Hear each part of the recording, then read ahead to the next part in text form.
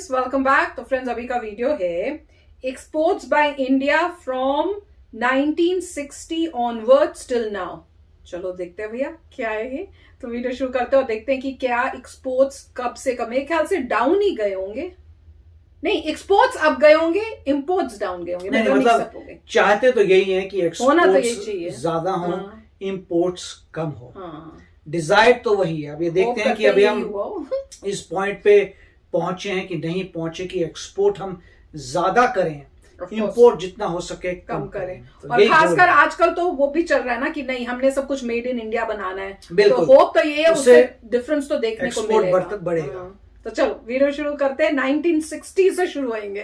तो वीडियो शुरू करते हैं। पर वीडियो शुरू करने से पहले अगर आप चैनल पर नए हो और आपने अभी तक सब्सक्राइब नहीं किया है तो जल्दी से पहले सब्सक्राइब के बटन और बेल आइकन को क्लिक कर लो ताकि आपको हमारे सारे न्यू वीडियोस का नोटिफिकेशन मिल जाए जैसे हम अपलोड करें। अगर आपको वीडियो पसंद आता है प्लीज लाइक एंड शेयर। चलिए शुरू करते हैं।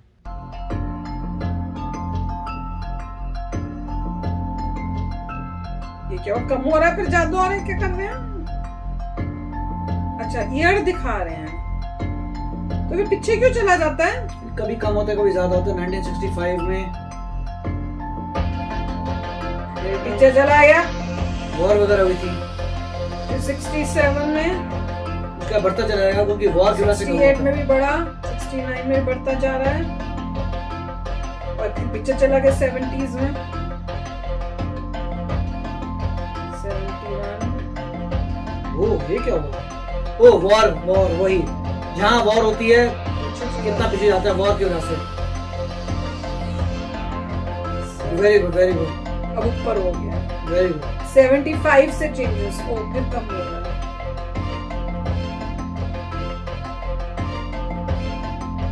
79 हो गया। वो पर मतलब ज्यादा हो रहा है पर इंपोर्ट्स के मुकाबले फिर भी कम है। देखते हैं अभी जब तक एक्सपोर्ट इंपोर्ट से ज्यादा नहीं होगा तब तक अब कुछ चेंजेस आएंगे। इंपोर्ट नहीं कम हो रहे, एक्सपोर्ट में ऊपर नीचे हो रहा है पर इंपोर्ट में नहीं ऊपर हो रहा, वो ऊपर ही चल रहे हैं। ये दिखा है? क्लोज आ गया क्या 89 में। धीरे धीरे 90 में फर्क पड़ा। गुड, अब हुआ। ओए फिर पीछे चला गया 91 के आसपास, पर अब इक्वली नंबर हो गया ऑलमोस्ट 93 तक।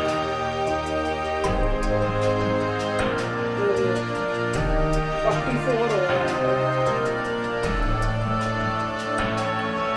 बिलियन डॉलर्स में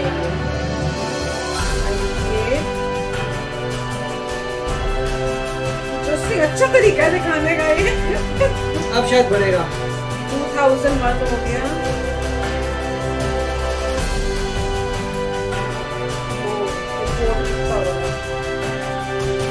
2004 हो गया यार,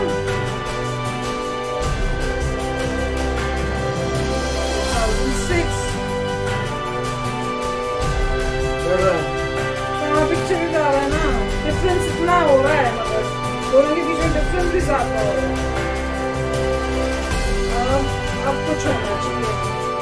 2014 के बाद से डिफरेंस आना चाहिए। देखो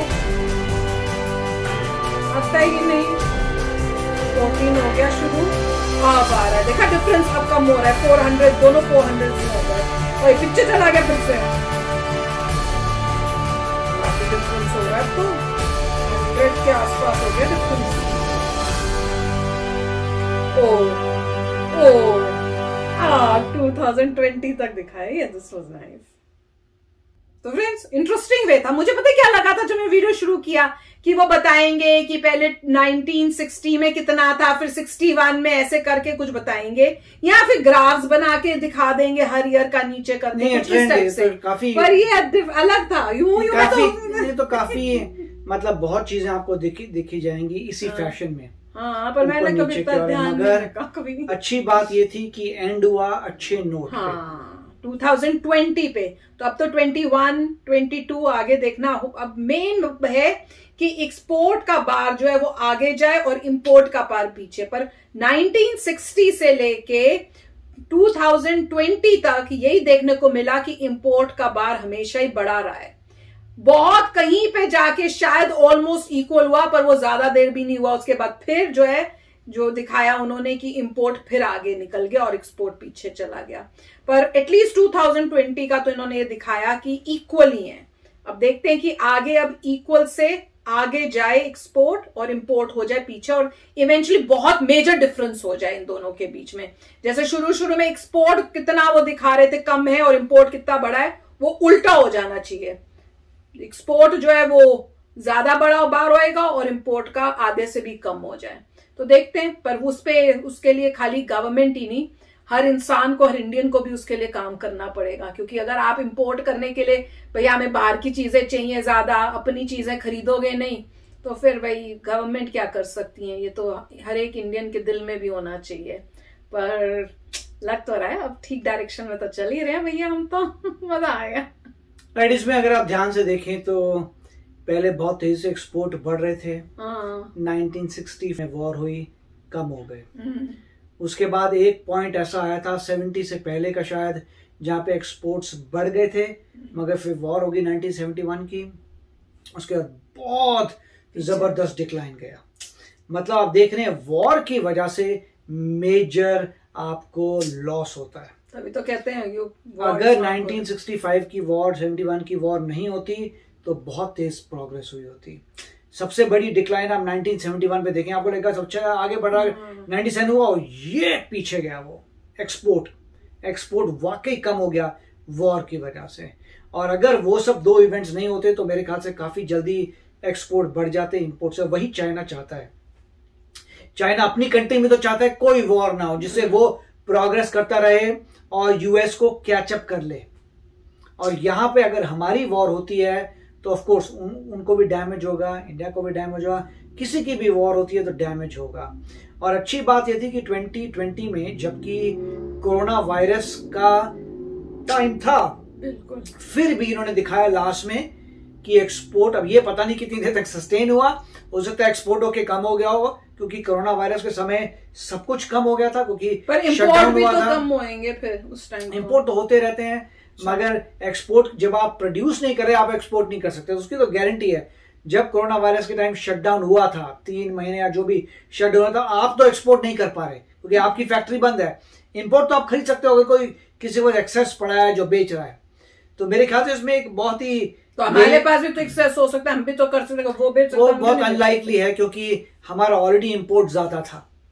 राइट, ऑलरेडी हमारा इंपोर्ट ज्यादा है, मतलब ऑलरेडी हम बहुत कुछ ला रहे हैं, एक्सपोर्ट हमारा ऑलरेडी कम है, तो पॉसिबल नहीं था। मगर 2020 में अगर एक्सपोर्ट हमारा ऑलमोस्ट इक्वल हुआ है इंपोर्ट से, इसका मतलब है कि जबरदस्त प्रोग्रेस पे थे। फिर कोरोना वायरस आ गया, अब आगे ट्रेंड जाएगा, फिर देखेगा, फिर पीछे जा रहा थोड़ा कोरोना वायरस की वजह से, और फिर मेरे ख्याल से आगे बढ़ जाना चाहिए। आगे होपफुली कोई ऐसी डिजीज ना आए, कोई मेजर ऐसा इवेंट ना हो। तो मेरे ख्याल से अभी तक तो ट्रैजेक्टरी यही है कि 2050 तक इंडिया का जीडीपी सेकंड होने वाला, यूएसए से ज्यादा होने वाला है। चाइना होगा, इंडिया होगा, यूएस होगा 2050 तक। तो उस हिसाब से चलें तो मेरे ख्याल से अब फटाफट एक्सपोर्ट बढ़ने लग जाएंगे। मगर यही देखना है कि होपफुली ये आखिरी कोरोना वायरस हो, इसके बाद सब कुछ ठीक हो जाए। अगर ये ठीक नहीं होता और इस टाइप की प्रॉब्लम्स आती रहती हैं तो मेरे ख्याल से जितने भी फोरकास्ट इसने किया था 2050, 2030 जो फोरकास्ट हो रहे हैं सारे गड़बड़ हो जाएंगे फोरकास्ट, क्योंकि पूरे वर्ल्ड में जो इतनी फिर वो बात आ जाएगी किसके पास टेक्नोलॉजी है नए वैक्सीन बनाने के लिए। क्योंकि अभी देख रहे हैं जैसे ओमिक्रॉन आ रहा है तो करंट वैक्सीन जो है वो 20-30 जैसे बोले 30% तक हेल्प कर सकती है, मगर ऐसा नहीं है कि 99%, 95% की प्रोटेक्शन दे रही है।